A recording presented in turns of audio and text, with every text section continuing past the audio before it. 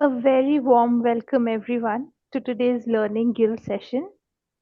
Today's topic is thinking about thinking using metacognition to drive learning transfer. And I am particularly excited for this session because, as a facilitator, one is constantly striving to ensure that learning that we design for the participants stays beyond the training room and long after the session ends. And today's session is exactly about that. It's about equipping us to design learning that lasts. But before we move into today's session, I'll quickly walk you all through the upcoming offerings by Grow with Satori. First up, just round the corner tomorrow, we have the fourth session in our series, Once Upon a Leader. This time around, we will be exploring the Gurukul way of living and learning and reflect on how learning environments shape people, behavior, and growth, and of course, what modern workplaces can learn from the Gurukul way of living and learning. May I please request Akansha to share the links of all our upcoming programs in the chat so that all of you can find it there. Okay. On June 10th, again as part of a guild session, we have the session on Ask Like an Expert, AI powered probing for L&D professionals by Ruchi. In this session, you'll learn as to how, as L&D professionals, you can leverage AI to ask smarter questions and design real business gaps, and rather detect real business gaps to design learning that creates impact. Next up, on June 13th, we have an in person workshop in Bangalore called The Flip Side: How Your Greatest Strengths Become Your Blind Spots. Now, most of us are taught to lean into our strengths, but every strength has a flip side to it as well. Under stress, these very qualities that help us succeed can quietly turn into blind spots that can affect our decisions, relationships, and effectiveness. And this workshop will help you recognize when your best qualities tip into blind spots and what to do about it. Fourth up, we have our workshop on emotional regulation under pressure, your internal control panel. A great leadership is not about staying unaffected, it is about staying regulated under pressure. And this workshop on May 22nd will help leaders understand their emotional responses, make better decisions, and create calmer and more effective teams. And finally, in the month of October, we have the 9-day wellness workshop tour in Sri Lanka. This is a deeply immersive experience which brings together learning, reflection, emotional well being, and conscious living along with travel.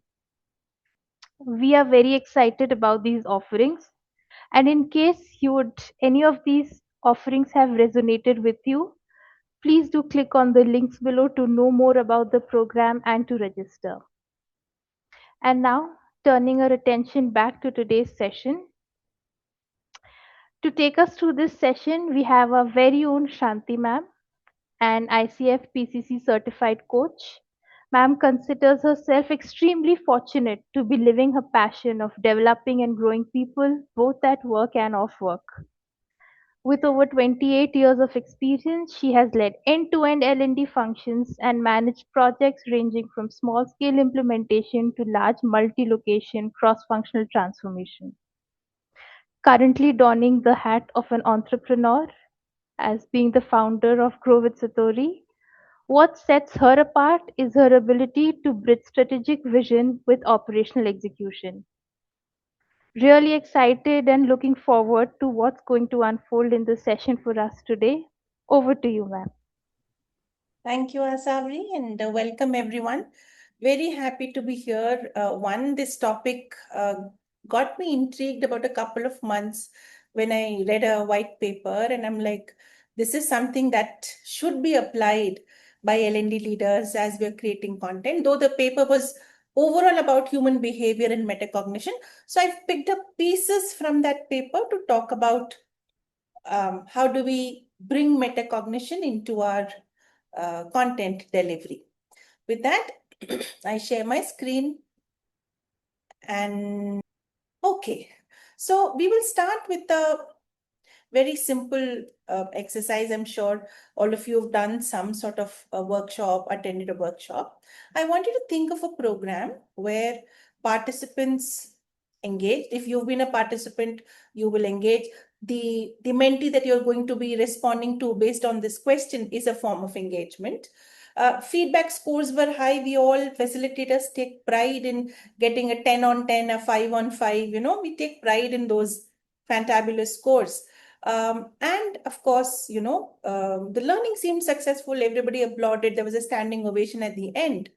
But 3 months later, the organization comes back and tells you, you know what? Nothing changed. The behavior hasn't changed. If either you facilitated such a session or you've been party to a session where you were a part, program did not change anything for you.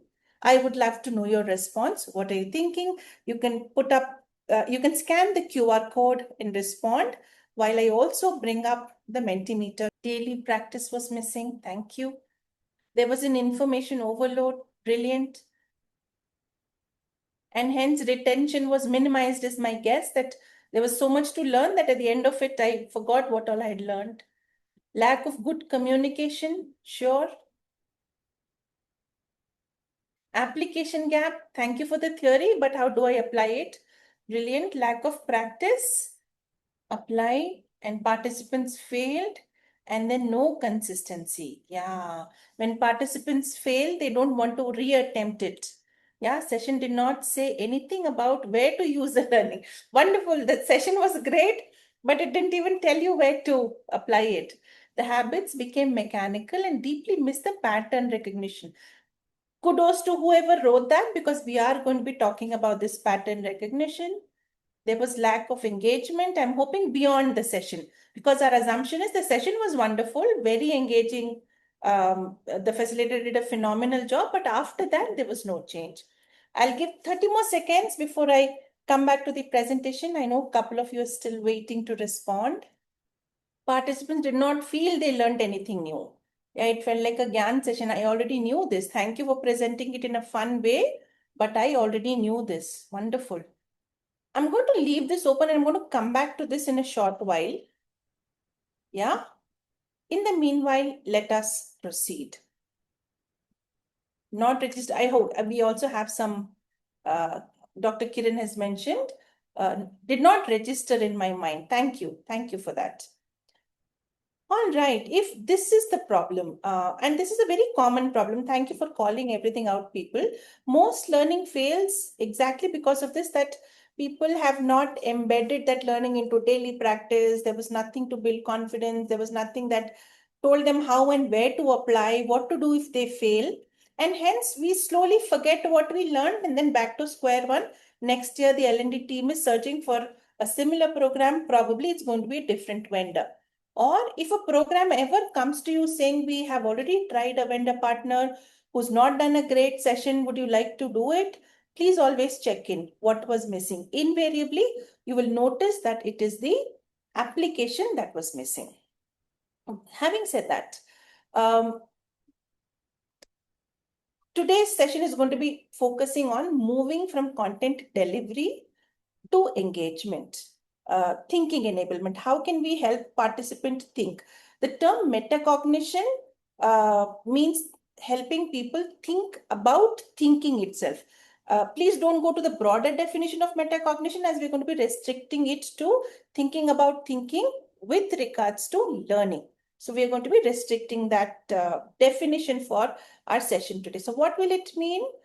Information is given, thinking is sparked, and learners grow. When they grow, it means they have really applied it. There's been a Harvard research that actually, only if my slide listens to me, yeah, a research that says that companies lose up to 75% of every dollar invested in employee training. Not because the training wasn't good, not because the trainer wasn't effective, not because it was not great content, but because it never translates into behavior that is sustainable. Momentarily, about 5-7% people do show behavior change, but it's very easy to resort to the old ways. It's very easy to go back to things that are more familiar, that people have worked with, and hence nothing changes. With that, we come to the definition of metacognition. Metacognition is the difference between simply experiencing learning and actively engaging with learning, practicing it, failing it, redoing it differently. Yeah, that whole process is called as metacognition with regards to learning. So what happens? People consume learning, they observe what they've learned, they recognize what might not work for them. They go back and apply things, see what is working, not working. If it is working, how can they make it into daily practice? If it is not working, is there a different approach? Try talking to people. Go back to the facilitator and see, I tried this, it did not work. What can I do? And hence adjust the thinking until and unless everything becomes second nature, becomes daily practice, becomes where you don't have to think, it becomes a part of you. That whole process of embedding learning into you is called as metacognition when it comes to learning. It has two parts. The first part is builds awareness. Yeah, the first part builds awareness about what I know, what I don't know, and what is working for me. And the other part, sorry, did I move too fast? No. Yeah, and the other part talks about regulation. Here we talk about how will I approach this? Is this new framework, tool, methodology, is it working for me? Is it not working for me? Basis this learning, am I going to really do anything different, or am I going to continue doing what worked for me earlier? Yeah, so those are the kinds of questions we will enable learners to ask. So when we are designing learning, ideally, we should have both parts. Are we talking about awareness and metacognition awareness? And are we also talking about metacognition regulation? And both of this has to happen in that session, in that workshop. 1 hour, 2 hour, 4 hour, 2 day, 2 months, 2 years, it really doesn't matter. It needs to have all of these components we are going to be talking about shortly to enable both awareness and regulation. I'll just pause here a second to see anybody has any thoughts, any questions so far. From my understanding, uh, metacognition is about A, being about awareness, and second, it becoming like the second muscle. Yes. Okay, How to make it the second muscle? okay, Absolutely. okay. Thank you. Yeah. Again, Asavri, I just want to remind that here we are not talking about the human behavior, the broader metacognition, but rather a very narrow definition of metacognition with regards to learning. With that in mind, your definition is spot on. Yeah, so, to give an example of broader metacognition, there are people, the first thing that they do in the morning is have chai. Yeah, there are people, the first thing they do in the morning is have water. So now thinking about why do I have water? Why do I have chai? That is also metacognition. Thinking about the thinking about a pattern. So we are not talking about the broader metacognition umbrella, narrow down to how it applies to learning. Got it. Yeah, Thank you. any other thoughts, questions? You mentioned that uh, all both metacognition, regulation, and knowledge is something that we'll have to build during the session itself, whether it's Yes, a 1 hour session or a 2 day session. So so for that, we as L&D professionals will also have to get used to in that pattern of thinking and developing that, and it is not going to happen just on the spot that day. absolutely. Absolutely. So we are going to learn some tools that we can use to build that muscle. What can we say, do during the session, during the workshop to build in metacognition? We are going to learn that. In fact, we will practice it with a sample outline. Yeah. So let's move on. So why this matters? I'm not going to go deeper into why this matters, but think about yourself driving a car which does not have a dashboard, no speedometer, no fuel indicator, no, how much space is there behind you, to your right, to your left, no mirrors, nothing. Driving without metacognition included in your workshops is exactly like that, where you really don't know how you're going to apply it, what you're going to do with it, how far before your behavior changes. So you're just driving for the sake of driving. And that's what I keep telling all facilitators, including the GWS facilitators. Don't get happy with the smiley sheets. Smiley sheets are in the moment reaction. Somebody did a great fun activity. Everybody clapped, everybody laughed. So it is human tendency to give a 5 on 5 in the smiley sheets. Yeah, I loved the session. Of course, it was phenomenal. We had so much fun. But what did you learn? I don't know. Yeah. So when you're moving in a particular direction, metacognition is the speedometer, the fuel indicator, the navigation, the parking indicator, all the wheels, bezels, lights, alarms that you need in order to be able to reach your destination in the right way. I'm going to ask you to reflect for a very quick moment. Think about yourself as a learner. Don't think about yourself as a facilitator or content creator. Put yourself in the shoes of a learner, and tell me, how often do you really think about learning? What did I learn today? Was it helpful? Am I going to apply it? Where else in my life can I apply it? Who here, at least in this group, we are about 17 of us, who here has done that thinking about learning? I would really love to know. Yes, Akansha.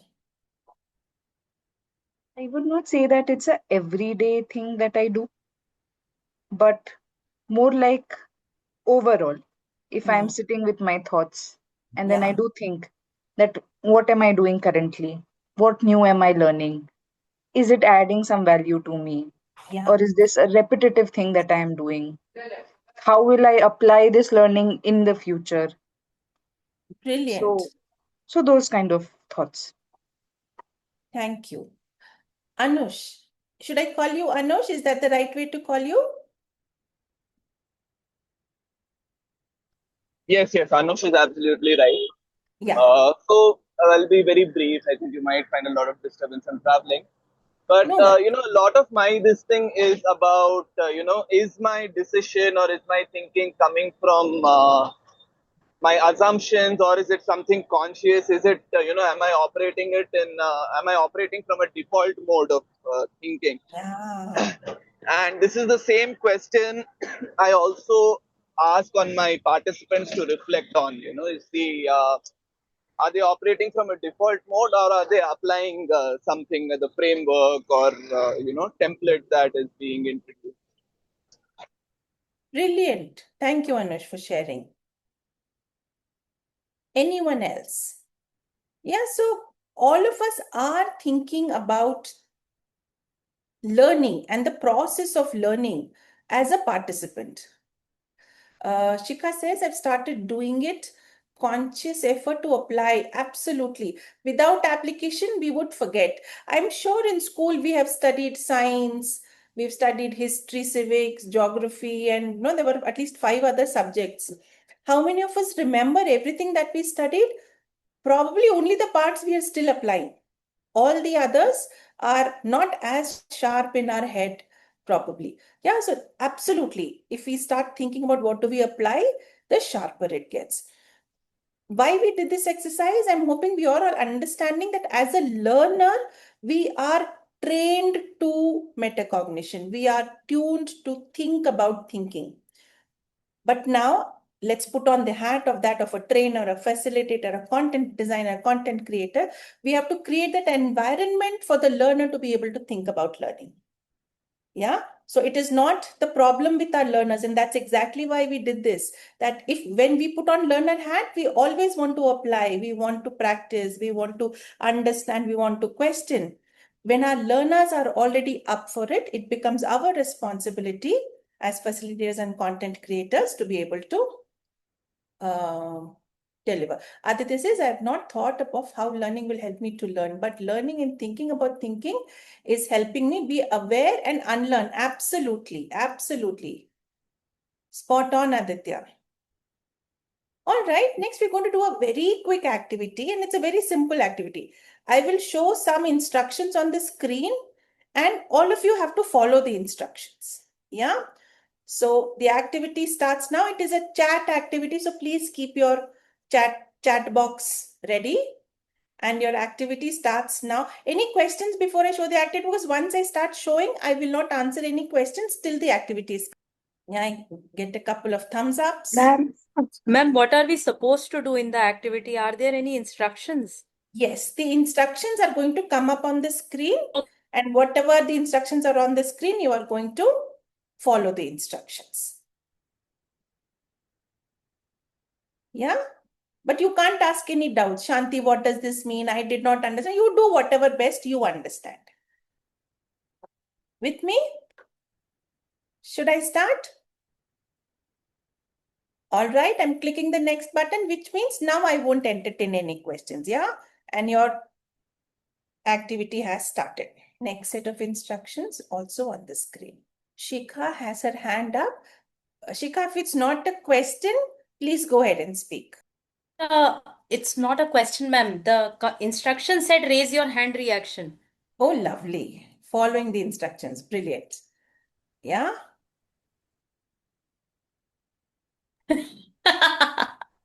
The sixth. What happened? Without understanding the full activity, we were busy in implementing the steps. We were busy in implementing the steps, but that's what the instruction said. Follow the instructions on the screen. Yes. What are you feeling right now? Laugh, ma'am. I don't know. I cannot explain it in words because I was very fast in doing the activity, and now the last one comes, do not complete any of the instructions. Otherwise, I'm feeling foolish, actually. Aha. And has that happened in workshops? You did everything to learn. That's not the right way to do. Now we are going to teach you the right way. Yeah. Ma'am, it actually, as a facilitator, now I am realizing I have done this kind of a thing, not like this, but the outcome, the participant may have felt the same as I am feeling. Yeah. Thank you for being that honest. I think more vulnerable we facilitators and trainers are, it brings that genuinity into our workshops. Spot on. Spot on. Yeah. So what we did not do is pause. We chose to continue.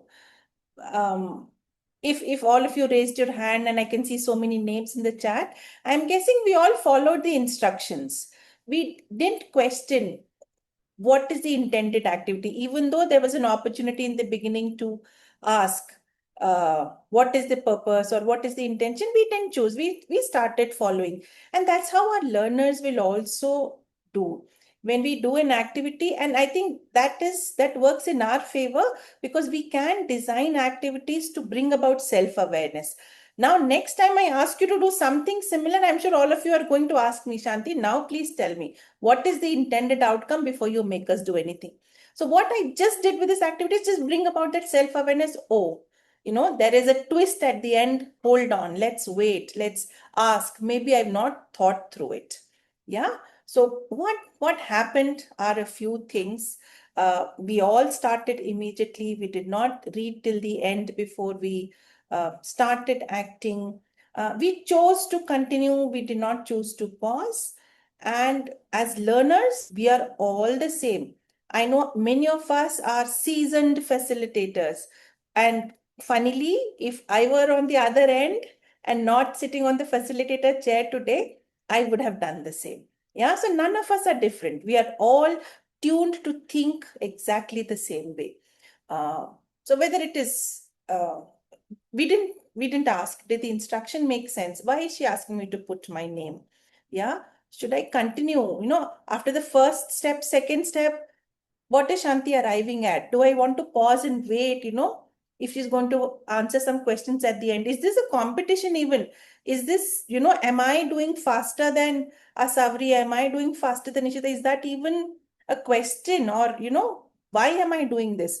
We fail to ask all of those questions when we don't think about thinking. Now that I have told you, I'm sure we will all start thinking about our thinking. Every time there's an activity, we are going to ask, what's the purpose? Why are we doing this? What's the intended outcome? What will I learn from this? How long will it take? How many questions? I don't know. You can come up with so many things to ask just because you are now starting to be trained to apply metacognition into your workshops. So I'm hoping by now we are very clear. Learning does not fail because we do not engage audience. All sessions always have an attendance. We have set up Zoom in a way that you have to be signed in into your Zoom account to be able to join. So your attendance is already captured. We are engaging in interaction. Activity is already happening. At the end of it, I am really hoping you feel confident about engaging with metacognition into your workshops. So the first part is all done. What happens after? What are we doing to ensure that you people don't forget beyond today's workshop? Yeah. Is there an opportunity for you to practice what you're doing, or will you revert back to the old ways?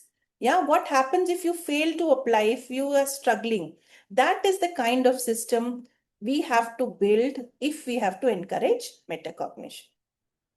Yeah. Metacognition works on 4 simple levels. Learners reflect, they adjust their thinking, they apply the new thinking, and hence improve. They again go back to reflection. So that cycle keeps continuing. With that, we are going to start with the real crux of it. How do I make my programs amazing? So this is a program redesign activity. I am going to put you into breakout rooms. We are what? 16 of us. I'm going to put you into, should I put all 5? What time is it? 32. We will have enough time. Would you want to work as 3 people in a breakout room? Yeah, let me create your breakout rooms. In the meanwhile, just select in your head which one seems most appropriate. Let's do 4. Let's not do 5. We may not have enough time. So some of them will have 3 rooms. Some of them will have 4 members, but that's okay. Yeah. So I am creating the rooms. I'll tell you who all is there, and you need to tell me which of the topics you're going to pick from these. And one team gets only one topic, and as soon as you select the topic, I'm going to send you the outline you're going to be working with in the chat right away. Yeah, room number 1 is Rishabh, Sam, Sharadi, and Vaishnavi. Quickly choose a topic. If you don't choose, I will assign. All right, room number 1, Rishabh, Sam, Sharadi, Vaishnavi do communication. Sam says feedback. All right, feedback given to Sam and team. Okay. Yeah, wonderful. Room 2 is Asavari, Aditya, Dr. Kiran. Do you have a choice? Communication. Yeah. Communication. Asavari and team, communication. Akriti, Anush, Ashwin, leadership. Akriti, leadership allocated. Ishita, Shikha, Vivek, manager effectiveness or customer service? Which one? I'm going to assign customer service. Service. Yeah, pick us at customer All service. right. All right. So I am going to put all the, why can't I see? Why can't I attach? Let me stop sharing, people. Sometimes, okay, I've stopped. So I'm just attaching the 4 documents. People download your document while I send you into your breakout rooms. What do you have to do in the breakout rooms? In the breakout rooms, just review the outline and think about if you were to enhance the outline to improve metacognition, what would you do? It's a very rough draft of, without any tools, without any tips. If I were to ask you, look at this outline and tell me how would you make it better for metacognition. I'm not asking you to, oh, this framework is not great, I've used another framework that is. I'm not asking you to change the outline. I'm just asking you to change any activities, any interventions in terms of how are you going to improve metacognition 2-3 minutes to read the outline and 5-7 minutes to complete discussion and come back. Please assign one leader who's going to present back what are you going to change. You'll have about 10 minutes in your breakout room. Yeah, and I'm opening the breakout rooms at 3:37, 3:47. I will bring all of you back. All the best. Any questions before I open? The message that we are getting is, I think you have shared some document. It says this content can't be viewed here. Why can't it be viewed here? You can open it. Try I'm able to download it. download. Yeah, I'm Download able the to file. download. Where is the option to download? Once you move your cursor there, you'll have two options. One will be a download option. The other one you'll see three dots. You don't see it? No, I'm just getting a comment ka symbol. That's it. No, No, no option. Click the document itself. When you click your document, on top of it, there'll be two icons. You're able.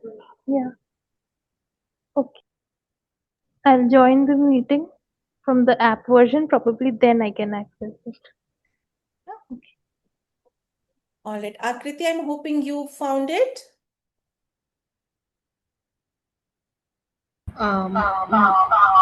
sorry. Okay, I'm going to show you where to see.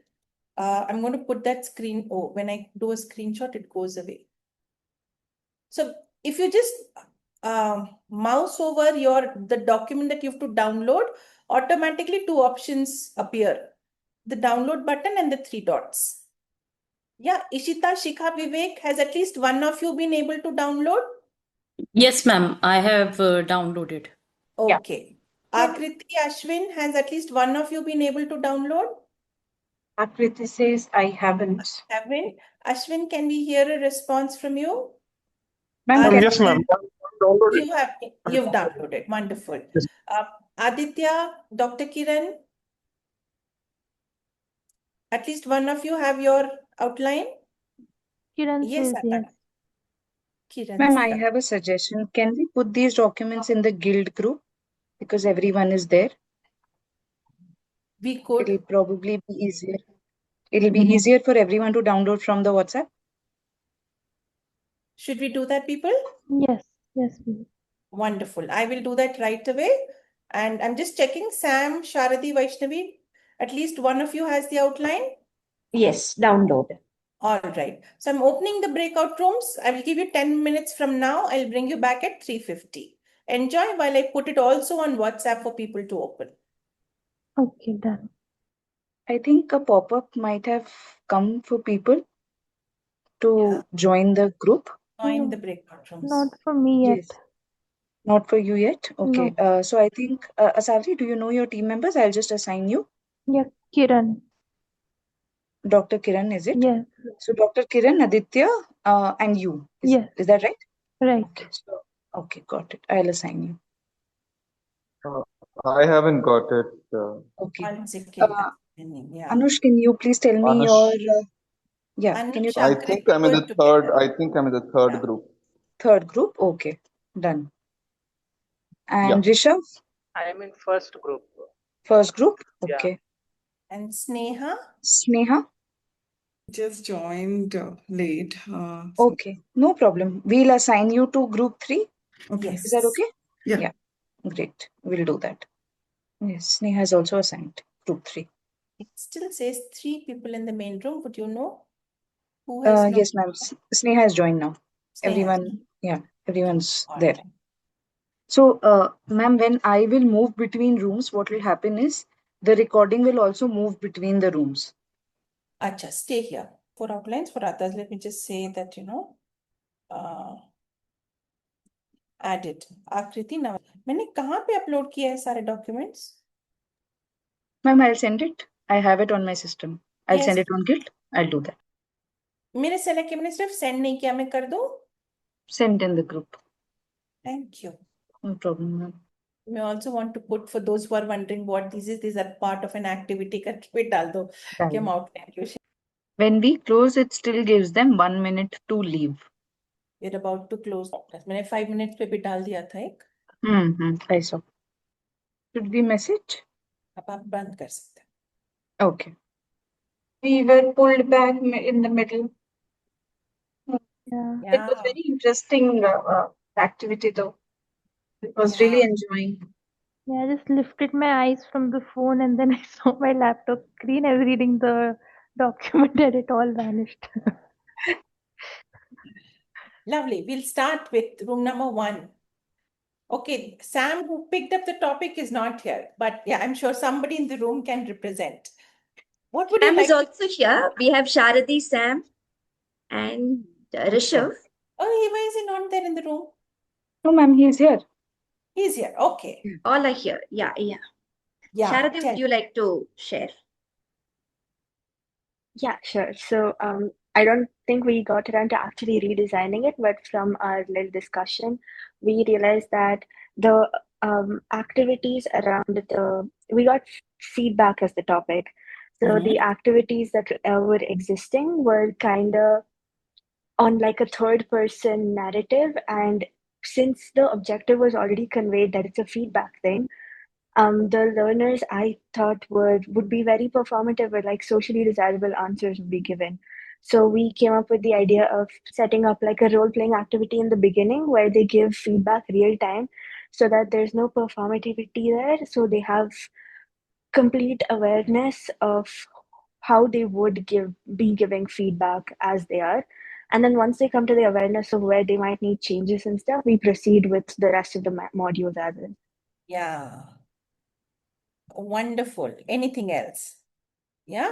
Thank you. I'm sure had I given you more time, you would have come up with more ideas.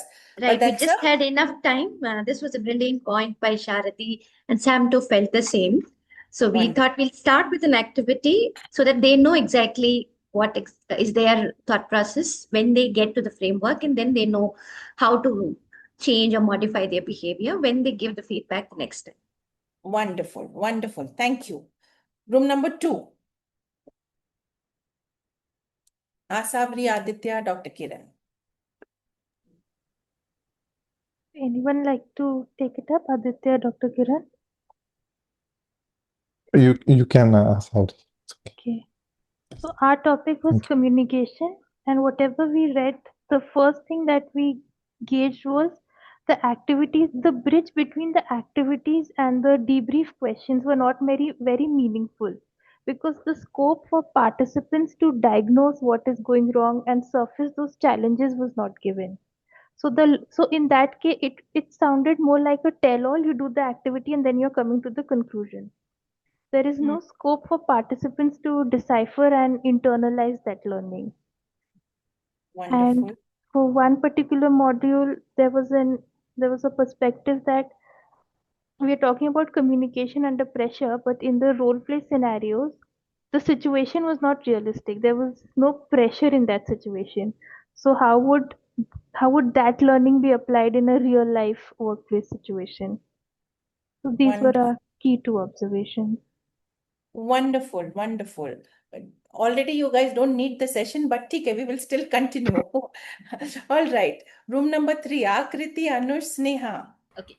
So for us, there was a slight delay by the time we started, and because we are not able to access the document, we just focused on the first module.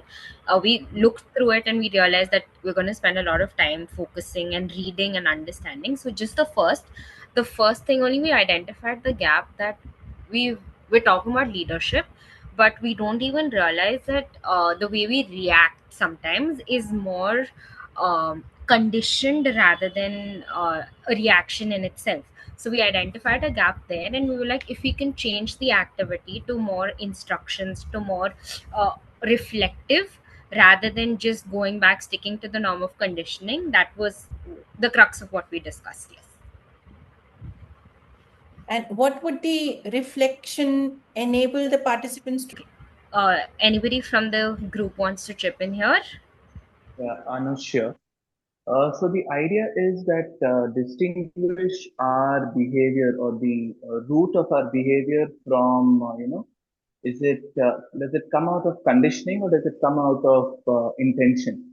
So intentional behavior or intentional actions, intentional responses would have a very logical or a very well thought out sequence of actions, behaviors, responses.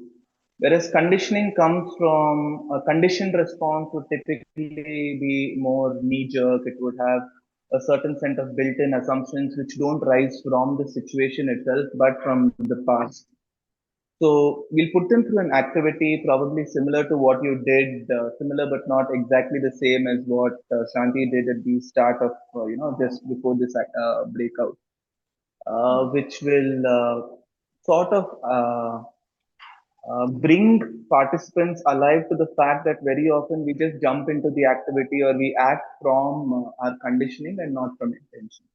So Lovely. that will also set the rest of the modules in The tone, yeah, it will wonderful. set the tone. Excellent. Room 4, Ishita, Shikha, Vivek. Shikha just messaged me a minute ago saying that she may not be able to unmute herself, so I can present on the room's behalf. The first observation we had on this outline was there were no acting verbs when we are mentioning what the participants are going to cover or going to learn. Are they only going to familiarize themselves with this topic, or they are going to explore more about that topic? So that was missing. The second thing, in one of the modules, we realized that the activity was based on more of pinpointing the problems, which may bring a different problem altogether for the participants in the future. They will be encouraged more to pinpoint the problem than to find a solution or solve it effectively in case somebody is not going the right way. The third observation we all had was the structure of the key topics section.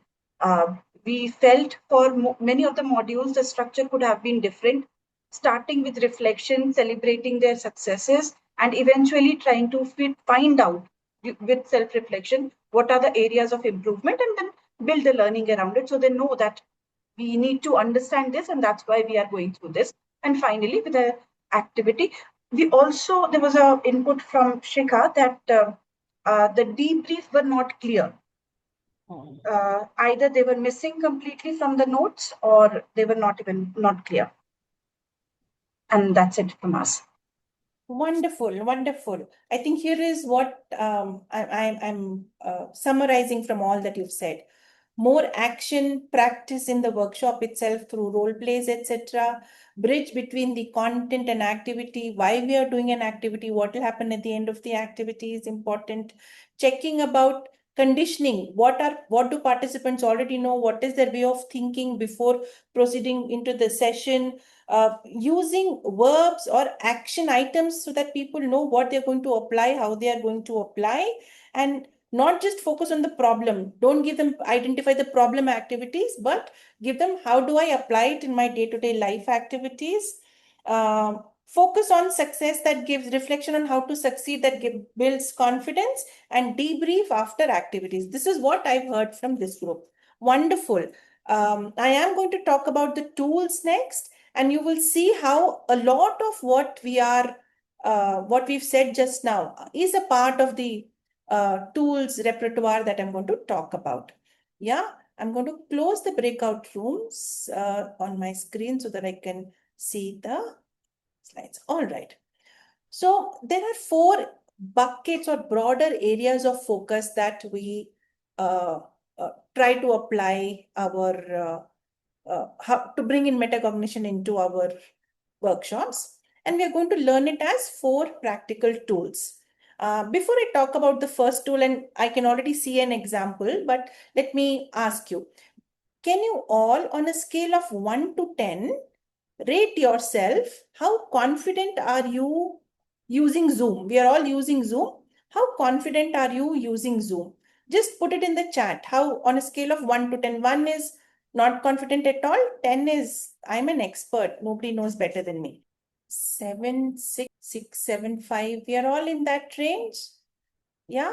All right. Let me ask you now the next question. How do breakout pre-assignment settings work? If you have to create breakout rooms, and pre-assign people. I particularly want Sam and Asavri to be in the same room. How can I do that before the session? What are the instructions? Do you know? Aditya put 0 only. He's asking a tough question. Let's put 0. Yeah. There's this assigned manually, but I don't know if it works before the session. So you didn't know that we could pre-assign. Thank you. Yeah. Yeah. Would you know the difference between waiting room and authentication on Zoom? And as I'm asking these questions, anybody wants to change their scores, you can. Anybody knows how to recover breakout assignment? So you've assigned and I want to reuse the same breakout room. How do I do the exact same breakouts? 1 second. How many of you know that? Ishita is changing. With every question, I think the number of points are going down. Yeah. So what I'm actually doing is breaking your confidence. Initially, he said, Zoom, I've used it for the last, since COVID. I've lived on Zoom. And then I just put 2 questions and then you say, hey, I didn't know this even happens. I didn't know this feature existed. This is what you're not supposed to do, by the way, to break the confidence of the people. Think about your own outlines. If you were to do something to improve the confidence of your people, what would you do? Ask an easy question about Zoom instead. Ask an easy question about Zoom. Yeah. And if they succeed, then what do you do, Vaishnavi? Slowly increase the complexity Slowly level. increase. So suppose 5th question is what they're not able to answer. Will you ask a tougher question or will you stay at level 5? Probably stay a little longer, and then once we get more inputs, information, and then decide how do we want to proceed. Lovely. That's the right answer. If you know 5th question is where participants got stuck, that level of complexity is where participants got stuck. Ideally, the next question should be a level lower so that they're able to answer.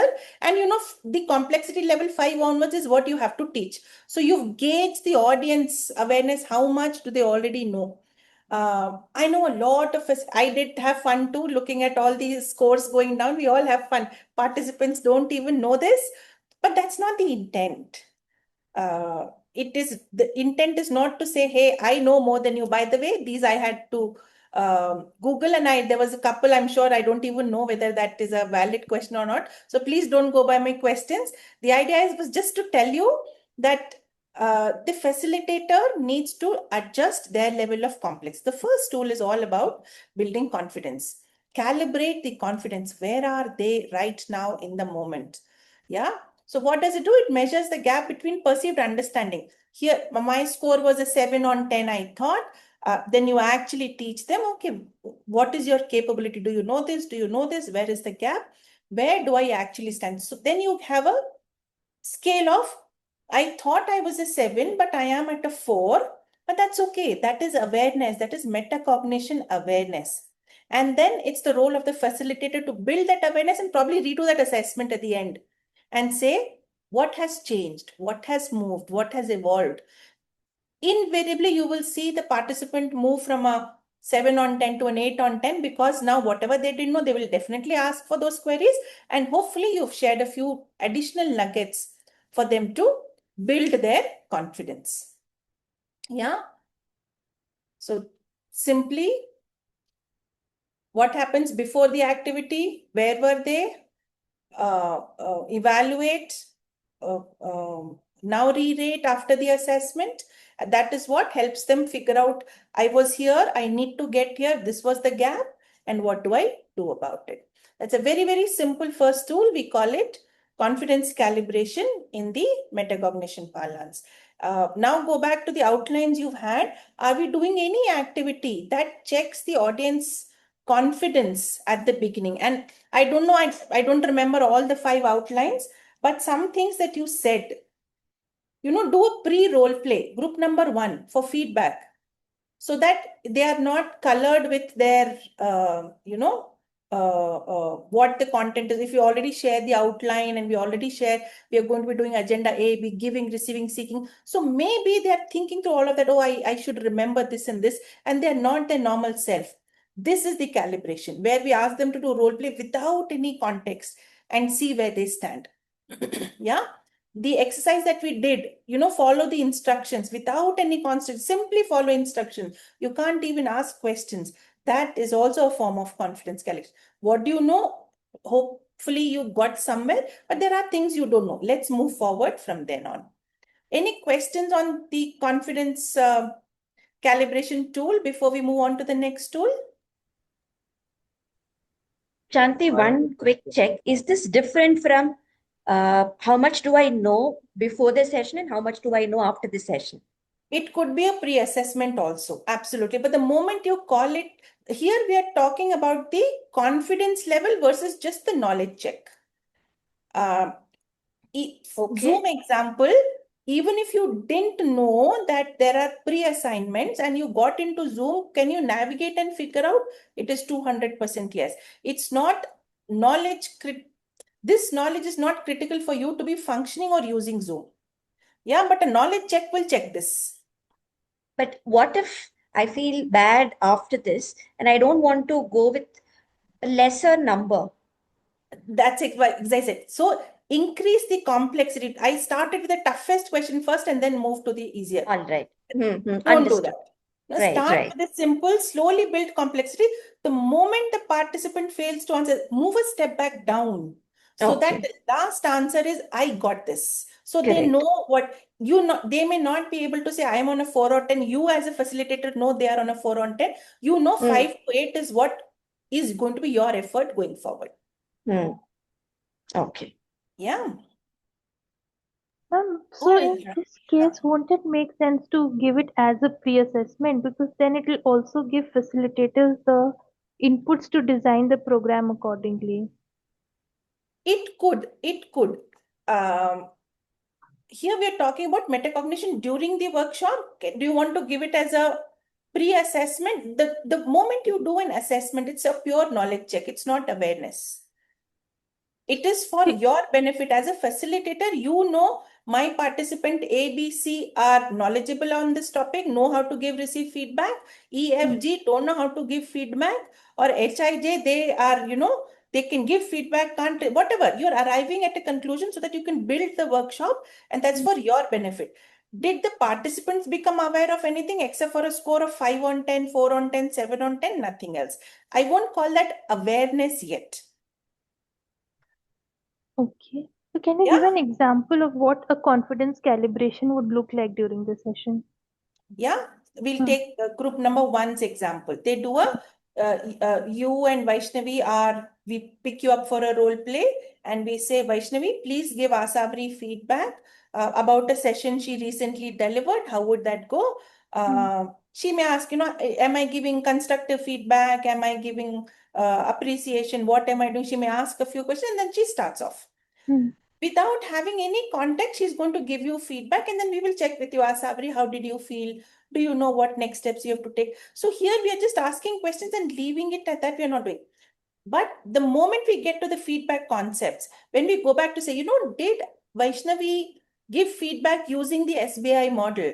Did she? Yes or no? Immediately that connection you'll be able to build. There has been no faking. There has been no performance, because you know what? I have to perform because there's a session on feedback. So I need to give feedback in a certain way.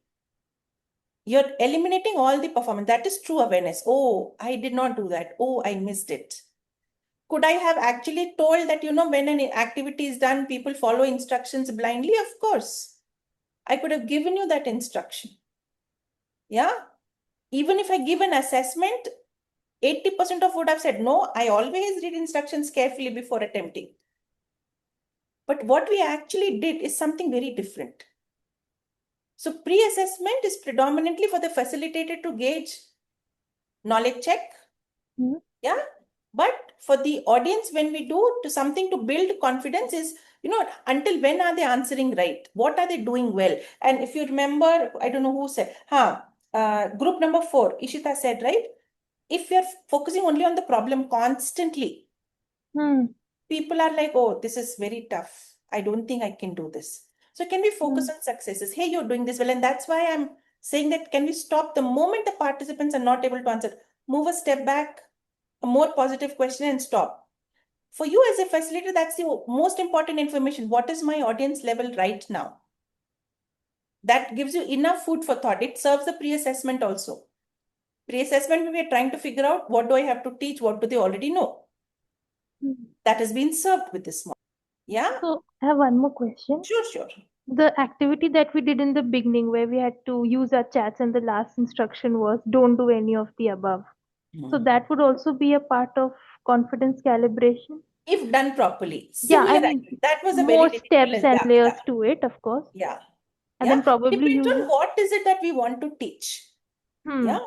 Right now, I wanted to, in that exercise, I wanted to tell that we are not thinking about our thinking. We are following instructions, and that's what our participants will also do.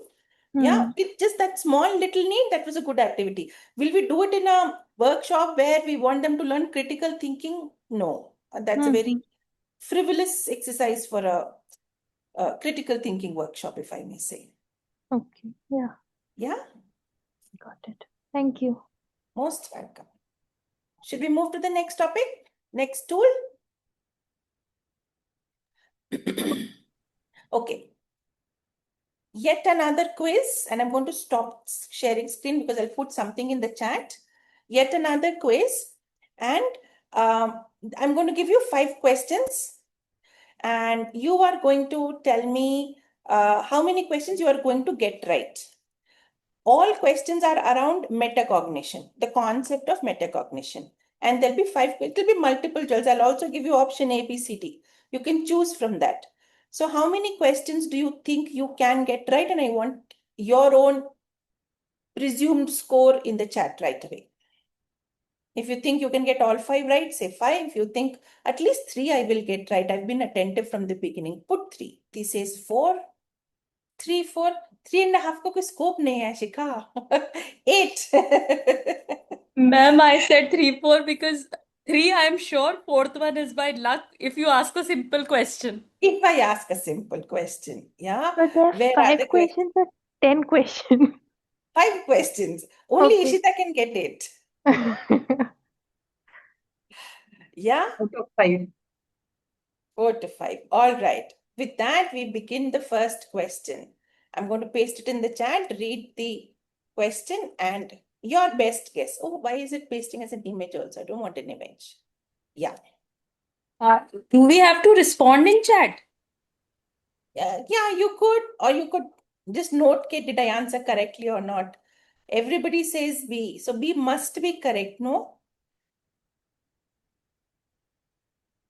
Yeah, wonderful. All right, moving to the next one.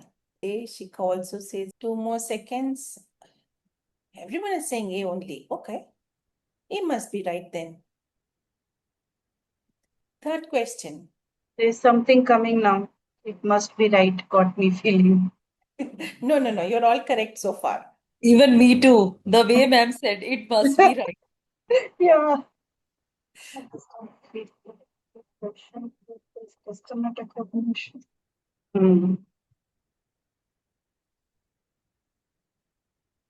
You're all very smart. And not sarcastically, really, you're all smart. So confusion started from 4 onwards, huh? B or C, B or C, B or C. More votes for C, and C is the right answer. Okay? The last question. Very nice, very nice. Most of you got all 5 right. A couple of you got 4 right. Everybody got beyond 3 right. You can applaud yourself. Now go back and check the scores you said you will get. Apart from Ishita, everybody passed. Ishita can never have gotten 8. Otherwise, everybody has gotten scores that they needed. Ma'am, Huh. I have a question. Which of these is an example of monitoring during learning? So if I am a learner and I am monitoring my learning, I completed the module. So that is monitoring only myself, no? I'm just asking, is the understanding correct? That This may is be right. monitoring for self, monitoring by the facilitator, but not Okay. necessarily monitoring by the learner. Learners should get a clarity on what to unlearn and what to learn new. And in this process, they may feel confused. Love that response, Ishita. Yeah, I attended is only monitoring for attendance. It is not checking whether they've learned, they've applied. They're at least trying to apply. I got the workbook is the most useless response. So what? What can I do? I completed the module. We can at least hope they have the knowledge, nothing beyond that. But I am confused. Let me slow down. It's telling you that the learner is trying, needs additional help and support, and there is a higher likelihood of metacognition coming to fruition at that stage. Okay, understood. Now I get it. Thank you, ma'am. Most welcome. Yeah, so I'm going to share my screen to show you the next tool. It's called as prediction error. So basically we talk about 3 stages: predict before applying, then compare before and after, and then that says the learning. Here is where the pre-assessment and post-assessment is typically used. You know, Ma'am, we are before, not able to see your screen. sorry. Yeah. Yes, ma'am. Yeah, you first predict, then you compare, and then you learn. So basically what, and somebody was asking, I think Shika, you said, does Asavri, you said, does pre-assessment qualify? It qualifies as the prediction. How much do you know? So you're taking an assessment, my score was 8 on 10. How much will you get at the end of it? Everybody would want to get a 5 on 5. Yeah. And it's a lovely thing to ask participants that in the beginning. So what does that do? It tells us whether we've learned as much as we intended to or not. Very simple, sorry. Very simple 3 things. Before teaching, which part do you think is the easiest? Which is the most difficult one? How will you act under pressure? I remember one of you said, room number 2 said, the whole activity is happening in a safe environment. How would we know what they are doing under pressure? Yeah, here is where prediction comes. So if you are giving feedback, we will pick Vaishnavi and Asabri again. Vaishnavi gives feedback to Asabri. How did it go? Wonderful. In a safe environment, when you know the facilitator is there to correct me, we are all learning. It is okay to make mistakes in the learning environment. Of course, we will put our best foot forward. But the real life looks very different. We've got targets, we've got metrics, manager is on our head to get things done. We've got home related pressures also sitting on our head and shoulders. Then what do? Will the same kind of finesse come to you while giving feedback in a real life scenario? The answer is no, because the pressures look and feel very different. How can you create that in the classroom and say, what if this happens? What if this also happens? You know what, Vaishnavi, you just have 2 minutes to give these entire feedback and leave. You're headed to the next meeting. No, what if you've just had a fight with Asavri? Now, how would you give that feedback? So we are making Vaishnavi predict, if I am under all of this pressure, how will I engage? What will change for me? Will I still be performing at a 5 on 5? Oh no, maybe I may be a 4 on 5 when under pressure. Yeah. And is there a situation where I become a 1 on 5 where if this thing happens, then I can't think straight, I can't give feedback at all? Making the participant realize all of that. This is that section. Yeah, where we help them understand where have they overestimated because of that performance in the class. Where have they underestimated again because of the performance in the class. Have you ever noticed that sometimes under pressure we all perform better? True. Yeah, maybe there is somebody in the classroom who's exactly like us, that under certain kinds of pressure, they're able to perform very well, whereas under certain other kinds of pressure, they just blank out. They're not able to perform. Can we bring that to the awareness by helping them predict the various possibilities, various futures? Is this possible? Is this possible? Is this possible? If this happens, then what would you do? No, if this, then what? Yeah, those kinds of scenarios is what this prediction error is all about. Yeah, we'll send you all the packs, so don't worry. You will have all of this information with you. So we did 2, building confidence, helping people predict their performance, even if it's an error, knowing where is the gap and working towards it. Let's move on to the third. Ishita, you have a question. Please go ahead. Yes. How do we work around this prediction thing, looking at the complexity levels or looking at the uncertainty when the crowd is not enough experienced or the audience is not very experienced or they are yet to get at that level? Or they are not mature enough to, maybe the audience is very young audience, they are not sure. How do we go about that? I'm not sure I really understood your question. Let me answer based on what my understanding. First, let me reiterate what the question I understood, and then I'll answer. If that's not the right question, please tell me. You're saying if the audience is very junior, not very mature, and we ask them to predict, and they predict either very low or very high. What do you do about that? Is that what your question is? Yeah. That's okay. And that's why we are not saying help them predict. We're saying prediction error. It's okay for them to predict. At least they know they overestimated. At least they know underestimated. Okay, understood. Yeah. All right. Moving to the next tool, I'm going to just show you a screen. It is an email I'm writing to an imaginary person. And if the name coincides with any one of you, it is pure coincidence, people. When you see the email, just tell me, what is the first thought that comes to your mind? I'm not, ma'am. Can I speak? Yes, Can I please. speak? Okay. Yeah, yeah. So if I am Ananya, I am not clear that what I need to revise in the proposal. Like a proposal is a big document. What exactly is the part where revision is required? Yeah. So I'm what is the feeling you are left with when you look at this? Confused. Confused. Thank And you. frustrated. Frustrated. Why couldn't she be clear? Thank you. And I thought Shanti was sending a proposal to Ananya when I saw the subject line. Subject and the context mismatch. You know, we saw the activity and debrief mismatch. This looks like that. What else? The tone here is very tell all and instructing without being clear what exactly changes are required.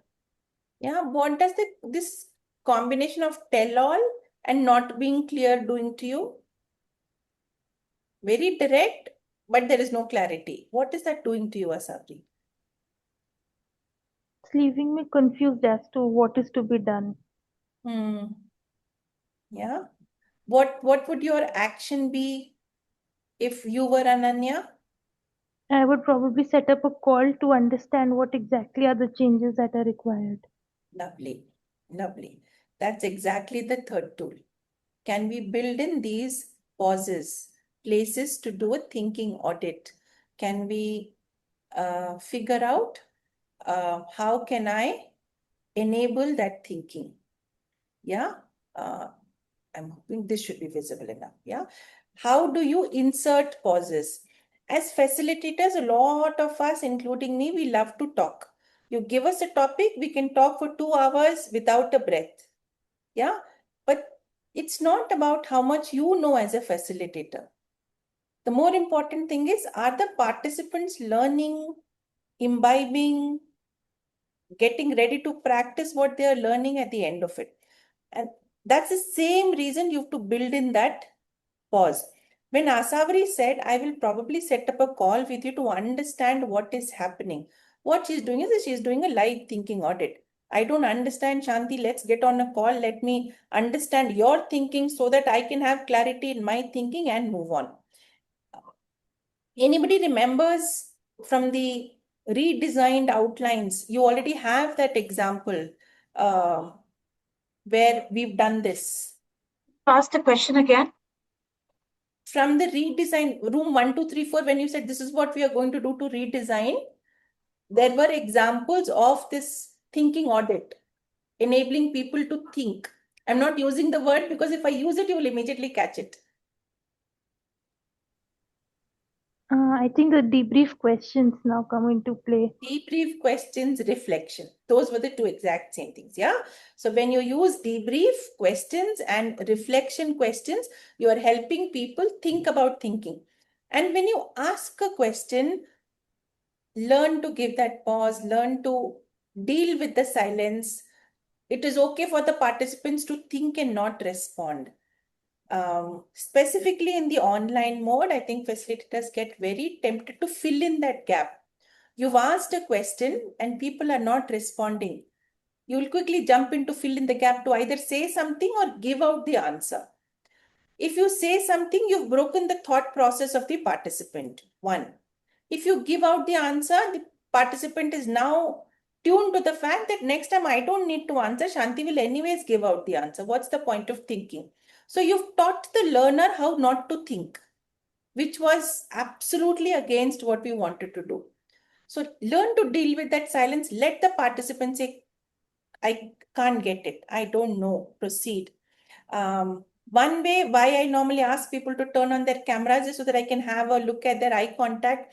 When people are thinking, they'll typically look up and down and they will, you can make out from their facial expression that they're thinking. But when they're done thinking, they'll bring back the eye contact back because now they are also starting to feel uncomfortable with the silence. Till the time their head was working in thinking, they will not realize that they've been silent for 5, 10, 15, 20 seconds. But the moment they are done thinking, they will immediately realize, oh, there is so much of silence, and they will start to make an eye contact and something they will do, to indicate that I'm done. You would have seen that in the session also. When there was silence, people will say done, done, done in the chat, or they will raise their thumb up and say, I am done. So when you are done thinking, you will immediately respond and say, I am done thinking, I can't tolerate this silence, let's move on. Until that happens, wait for the participants to complete their thinking and then move on. Yeah. So 4 stages, pause, and there has to be a trigger. The trigger is the debrief or reflection questions. Capture the thinking. You can do that in very many ways. You bring everybody's ideas on a flip chart, ask them to do post-it activities. The idea is people build on others' thinking also. When we are having a conversation, when we are ideating, we are looking at possibilities. As individuals, we may not be able to generate as many, but as a group, we are able to generate far more ideas. So create that environment where they are able to generate as many options as possible. They are able to think about all of this. This will work, this will not work. And of course, they plan to apply what they've learned in the future. So what does this looks like? What are you thinking right now? What assumptions were you making? This is just an example, people. What is influencing your decision and what are you ignoring? That's a very powerful question. What have you not thought about as yet? What might come in your way? Those kinds of questions will really help participants think about their moving on to the last tool. Think about one goal that you recently failed in. Yeah, I had decided I will not eat after 7:30 in the evening, and today morning at 1 a.m. I had Maggie. So that is one goal I failed in. So think of one small goal that you failed in. Yeah. For that goal, what assumptions did I can tell you my assumption. When I made that goal about a couple of weeks ago, I've been traveling a lot and I've been eating out like anything. So I was like, at least when I'm in my base location, can I eat on time and sleep on time? The assumption was I hit bed by 11. Yeah, that was my assumption. The third question, so what is your goal? That one goal that you failed, what was the assumption you made? Now, what happened? For me, what happened? I'm submitting some presentations and the deadline is tonight. And I just got started yesterday. So there was a lot to be done. And so I kept at it. That's what happened. And the last question, what did you learn? And as I'm speaking, what I'm learning is I think my assumptions came in my way. I made the goal without considering that not every day will look and feel similar. So what we've captured right now, and if you really thought through your goals as you answered these questions, people, what was the goal that you recently failed? What were your assumptions? What happened and what did you learn from it? You are actually collecting failure data. Yes, Shikha, we all do that. Ma'am, but I here cannot answer the fourth question, and that has been a challenge all my life. I cannot get up early in the morning unless I have a session. If it You've is a already called regular, out the answer. Unless there is an urgent need, you can't get up. That's your learning. so how do I build that urgent need on a daily basis? Okay, that's the need, but your learning is still there. How is a different question? What are you learning? Shikha is learning that if there is no urgent need, she cannot get up early in the morning. That's your learning. Okay. What you're going to Okay. do now, you can say, no, this is not working for me. Even if there's no urgent need, I would like to get up. We will have a different conversation. Okay, I understood. Thank you, ma'am. Yeah, so Thank you. we've collected failure data. Yeah, you also said, Akansha, same here for? Unable to get up in the morning on time. Now you know you've got the learning. All right. So, what is this tool? Is failure mapping. What does failure mapping teach us? We look at, a recent incident where things didn't work. Here we took up a random incident in your workshop. If you've ever done, think about a feedback that did not go well. Think about a leader you admire. Think about a leader you don't admire. Why do you do that? What we are trying to do with that activity is nothing but ensuring that you're mapping all the feeling, list out all your challenges. Is not so where will challenges come from? Thinking about all of those instances where whatever we are trying to do did not work. Stakeholder management, think about all the instances where you've tried to manage a stakeholder and you failed. Let's put it out on the flip chart. What we are doing is failure mapping. How do you think failure mapping is going to help us? What do we do with this data? This is how we failed. Realization of where we are or where Yeah. participants are. And where we need to go. Like for Shikha, I said, now that you know, why can't you get up? If you want to get up, or if that's a change you really want to bring about, that's a different conversation. Let's have that. That's the next step. That's how failure data helps us. We've got all of this data. Why we are not able to be amazing at what we are doing? Can we bridge that gap of moving it to amazing? It's intelligence for future. Absolutely. I love Vaishnavi's response. Create an urgent need is a solution. Yeah. So typically, what does it look like? Talk about a trigger where you failed, what thought showed up, what behavior followed, what is that one old habit you don't want to get back to, you want to get back to, what would you change going forward? And Shikha at least has her answer. If any one of you wants an answer, Vaishnavi is there to provide you instant tips on what to do, what not to do. Yeah, I will stop sharing here for a moment. These were the 4 tools. We will bring the session together, wrap up. But what do you think about these 4 tools that we just spoke? For the 4 tools, we are only using participants' knowledge, awareness, and making them understand where they are and find their own path. Absolutely. None That is of the thinking places about we it. have. It is not about content. And 99% sessions don't rely on content. We've seen that Mirabian's pie chart, right? It is how the content is presented is what really captures value. And this is one way to bring awareness in terms of what they are thinking, what they are learning, how are they going to apply, what are they going to apply, what will they do if this fails, what will they do under pressure. We are making them think through all these possibilities so that when they step out of the training room, when they step out to the Zoom call, it doesn't become another PDF filed away that never gets looked.